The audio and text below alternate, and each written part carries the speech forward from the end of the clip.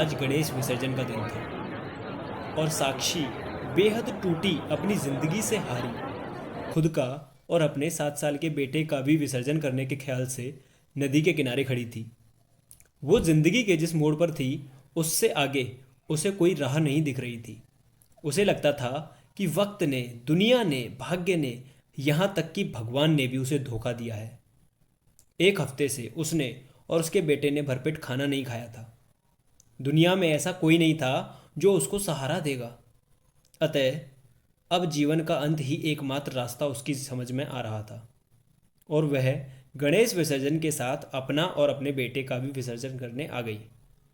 साक्षी जिस घाट पर खड़ी थी वो एकदम सूना था, और वह घाट शहर से काफ़ी दूर एकांत में था।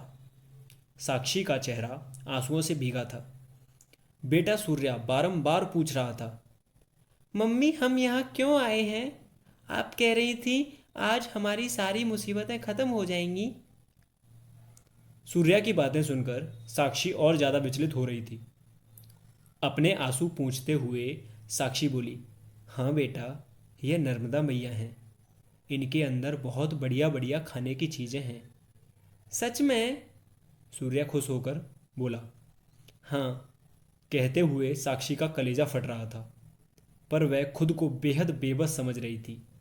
अपने आंसू पोंछते हुए साक्षी बोली, पहले मैं पानी में उतरूंगी, फिर तुम मेरे पीछे पीछे आ जाना, फिर हमें बढ़िया बढ़िया खाने की चीज़ें मिलेंगी।